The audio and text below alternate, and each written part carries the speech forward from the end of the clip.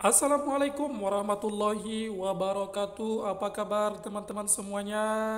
Kita doakan terus sehat dan terus semangat untuk belajar mempersiapkan semua dan segala sesuatu yang perlu disiapkan untuk mengikuti ujian IPDN tahun 2022. Oke teman-teman, langsung saja bagi yang belum subscribe, ayo di subscribe lah channel ini supaya kita semakin semangat memposting video-video terbaru lainnya dan teman-teman juga mendapatkan manfaat yang luar biasa. Oke teman-teman, hari ini kita akan membahas tes wawasan kebangsaan atau TWK tentang materi perjanjian dan agresi militer pasca kemerdekaan Republik Indonesia. Masih tentang sejarah bagian TWK-nya. Mudah-mudahan teman-teman bisa mengikuti dari awal video sampai nanti akhir video. Oke teman-teman, tanpa basa-basi lagi, langsung saja kita akan mulai materi hari ini. Oke teman-teman, kita langsung dihadapkan dengan soal. Ada 5 soal nanti teman-teman, tidak banyak dan juga tidak sedikit. Dan soal-soalnya saya pastikan teman-teman mendapatkan soal yang terbaik dengan jawaban yang terbaik pula. Baik, langsung saja kita akan mulai soal yang pertama. Begini ceritanya. Akibat dari kekalahan Jepang terhadap sekutu, maka Belanda ingin kembali berkuasa di Indonesia.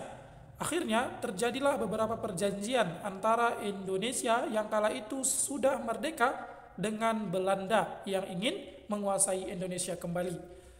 Beberapa perjanjian yang terjadi seperti perjanjian Linggarjati, Renville, dan konferensi meja bundar. Perjanjian tersebut merupakan hasil dari titik, dan titik. Oke teman-teman, ya di sini ditanyanya perjanjian-perjanjian yang ada itu merupakan hasil dari apa kan gitu. Linggarjati, Renville, KMB atau konferensi meja bundar, ini hasil dari perjanjian apa kan gitu. Maksudnya hasil dari perjuangan apa seperti itu. Mohon maaf teman-teman. Di sini ada katanya A, ya, kemenangan politik Indonesia. Perjanjian apakah itu bagian dari politik? Ya, bisa jadi ya teman-teman. Yang A ini bisa jadi. Kita tahan dulu. Oke, yang B, gencatan senjata. Terjadinya perjanjian mungkin karena ada gencatan senjata. Bisa jadi juga teman-teman. Oke, yang C, perjuangan diplomasi. Diplomasi ini artinya ya perjanjian. Ya, diplomasi itu bahasa lain dari perjanjian atau bahasa ya kerjasama dan lain-lainnya lah. Diplomasi itu seperti itu juga. Atau misalnya hubungan suatu negara dengan negara lain, hubungan diplomasi, misalnya diplomasi perdagangan atau perekonomian atau diplomasi militer dan lain-lainnya. Kemudian kemenangan peperangan Indonesia, tentu bukan ya teman-teman, ya karena ketika awal Indonesia merdeka, ya untuk yang Linggarjati, Renville, dan KMB itu juga bukan tentang kemenangan peperangan Indonesia terhadap Belanda teman-teman. Kenapa? Karena juga waktu itu dari segi persenjataan, dari segi jumlah tentara, Indonesia itu kalah jumlah dari Belanda. Oke, yang E, strategi perang gerilya Jenderal Sudirman. Juga bukan ya teman-teman, ya. Perang gerilya ini nanti ya banyak terjadi ya yang dilakukan oleh Jenderal Sudirman, kemudian dan lain-lainnya, ya. Itu ketika terjadinya setelah agresi militer Belanda II. Dan untuk perjanjian-perjanjian itu bukan karena perang gerilya ya teman-teman, tapi sebabnya juga ada kan gitu, tapi nggak sepenuhnya tentang perang gerilya. Jadi yang E ini juga bukan teman-teman. Oke, jadi yang bisa kita pilih ini ada 3 teman-teman, A, B, atau C. Ya, tapi jawabannya itu adalah perjuangan diplomasi teman-teman. Diplomasi ini artinya perjuangan yang soft, ya, yang soft kan gitu. Linggarjati itu terjadi sebelumnya memang tidak ada perperangan kan gitu. Sebelumnya tidak ada perperangan. Itu terjadinya perjanjian Linggarjati kan gitu. Kemudian perjanjian Renville itu terjadi setelah apa? Setelah terjadinya gencatan senjata setelah pasca agresi militer Belanda satu kan gitu. Jadi di sini juga gencatan senjata tidak terjadi di Linggarjati, hanya terjadi di Renpille. Kemudian Renpille itu juga masuk perjuangan Indonesia bagian diplomasi. Dengan adanya perjanjian Renpille, maka perjuangan diplomasi Indonesia berhasil waktu itu. Kemudian KMB, Konferensi Meja Bundar, ini terjadi setelah pasca perjanjian Roem-Royen. Ketika perjanjian Roem-Royen, disepakatilah akan diadakannya pertemuan yang sekarang disebut dengan Konferensi Meja Bundar. Jadi itu juga masih bagian perjuangan diplomasi, teman-teman. Oke? Iya, bagaimana dengan kemenangan politik? Kemenangan politik enggak ya, teman-teman. Kenapa? Karena politik ini biasanya berbasis partai dan lain-lainnya kan gitu. Jadi bukan ya, teman-teman ya. Oke, jadi jawabannya adalah yang C. Jika teman-teman kurang paham atau mau berdiskusi, boleh nih ditanyakan nanti di kolom komentar ya, teman-teman. Oke, kita akan lanjut.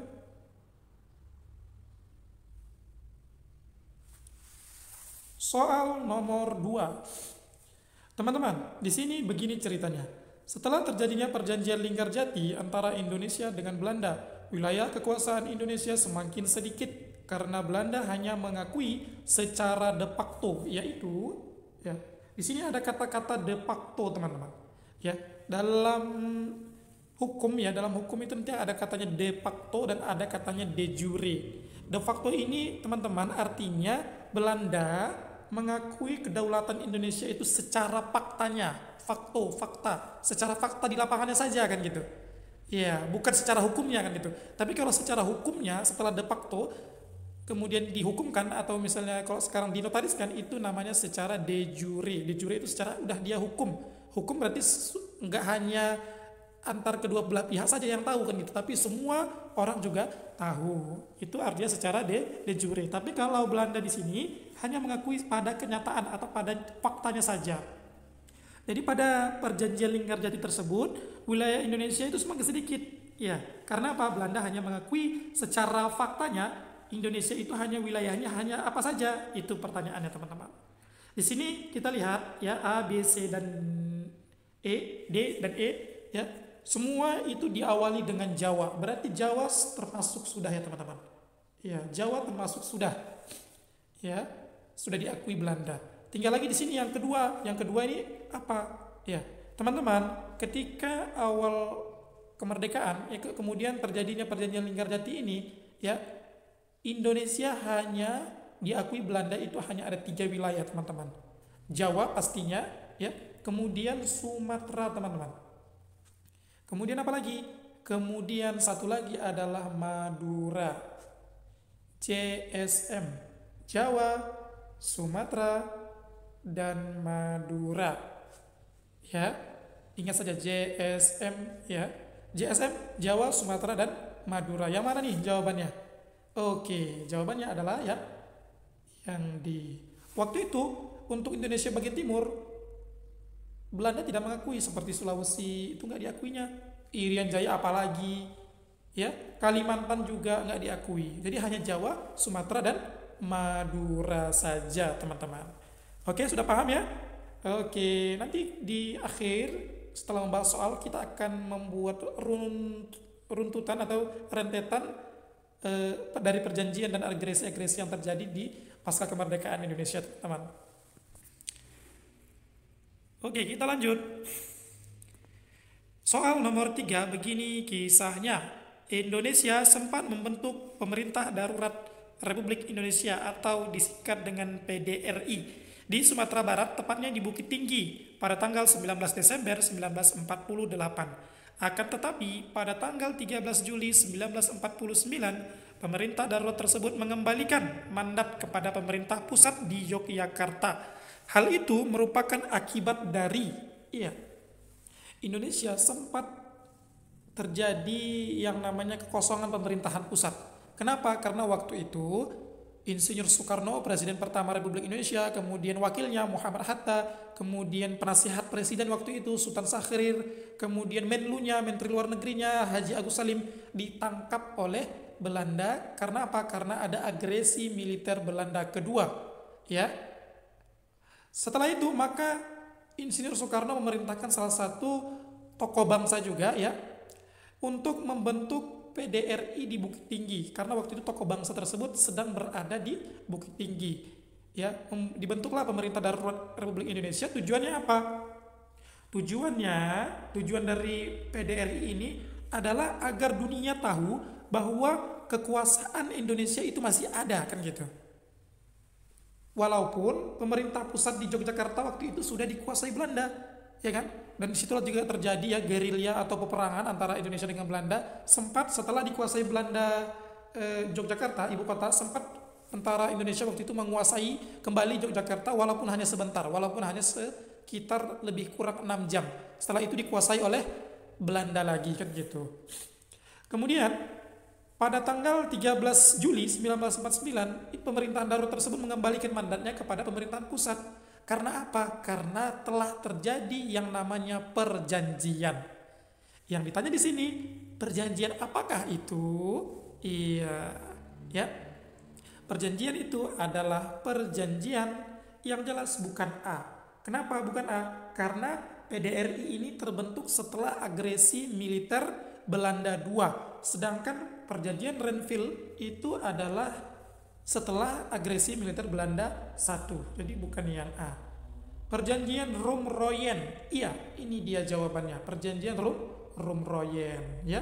Kalau perjanjian Linggarjati bagaimana? Perjanjian Linggarjati itu terjadi ya ketika Belanda ingin menguasai kembali Indonesia setelah pasca kemerdekaan atau memproklamirkan diri Indonesia di hadapan dunia, kan gitu. Kemudian KMB ini bukan ya. Kenapa? Karena KMB ini terjadi setelah perjanjian Roem-Royen, kan gitu. Atau KMB ini menjadi salah satu isi yang disepakati di perjanjian Roem-Royen. Kemudian perjanjian Kalijati ini juga bukan ya teman-teman ya. Ini penyerahan kekuasaan ya, penyerahan kekuasaan pada Jepang dan Belanda di sebelum Indonesia merdeka. Oke.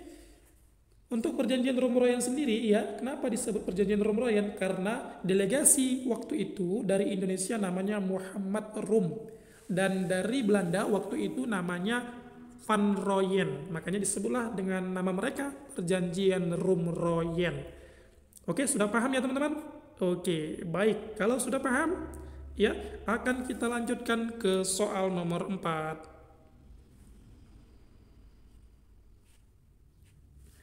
Oke, soal nomor 4. Begini kisahnya.